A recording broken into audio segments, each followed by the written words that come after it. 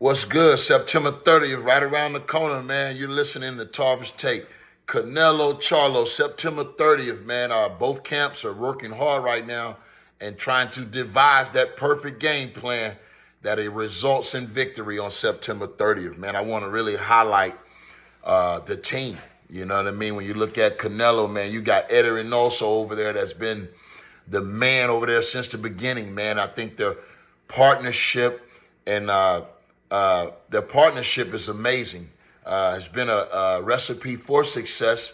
I mean, Canelo trusts Eddie a lot, so that in itself it goes a long way. I mean, experience. I think the camp that has the most experience, obviously, is Canelo. I mean, they've been under the lights.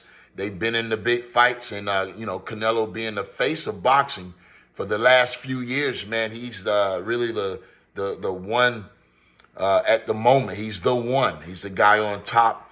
And Charlo has a great opportunity here, man, to quiet all the naysayers, man. He's a guy that has defeated every man he stepped in the ring with, even though he had to avenge a draw and as well as a loss. And he did them both in knockout fashion. So that has to be commended.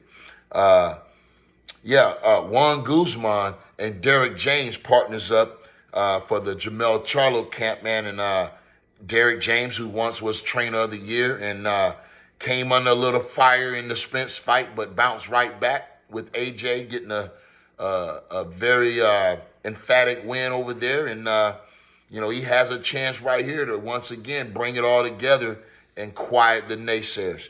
I mean, when I look at what Juan Guzman is contributing over there, you got to take your hat off to him. When I look at the videos that they're doing, I can see that he's trying to institute a lot of good lateral movement, footwork, which I think is going to be very important in this fight. But what I would like to see more so of is the defensive responsibility that he's taking accountability for. I mean, when you hit the bag, you throw a 4 or 5 punch combination. If you're not moving your head, if you're not bringing those hands up, catching and parrying, you don't really have your mind in the game, because you got to know once you throw, the fight ain't over. This man got an opportunity to throw some punches too. And I think that's where the disconnect is when it comes down to train a fighter. Bruh, you got to stay focused in the fight. And it's not about what you can take. It's about what you make them miss and don't get hit with. That's the secret to success, and that's the name of the game, to hit and not be hit. And I think that Jamel Charlo is going to have to really focus on his defensive responsibility if he want to get out of this fight on the victory side. I really do. But in all, when the fight boils down, I think when you really look at this fight, I think this fight depends on which Canelo shows up. If Canelo Alvarez shows up, the one we've been seeing lately against Ryder and against Bivol, I think that gives Charlo a great chance to pull off the major upset. But if he doesn't, then it's going to be problems if, I believe, Saul show up. And I think that's a different character. I think that's his alter ego.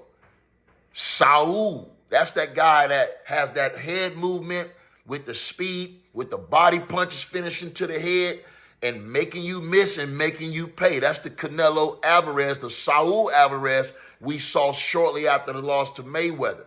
A little bit of that, what we saw against, what's my guy name?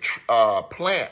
I mean, when you look at Caleb Plant, I think that's the style that I think Jamel Charlo is going to have to impose in order to stay out of danger and keep Canelo at bay. He's going to have to work behind a controlling jab. A controlling jab, man. And if he don't have that, then it's going to give Canelo a pretty much free entry into the space that he wants, and that's in close, banging the body, finishing to the head. So we'll see if these camps really do their due diligence and put that work in. So September 30th, right around the corner, Canelo Alvarez versus Charlo, Jamel Charlo. And don't let Saul show up boy, it's going to be bad for anybody around that 160, 168. So stay tuned. September 30th, the big fight is on the way. You've been listening to Tarvis Tate. Until the next time, stay tapped in, and I'll talk to you then.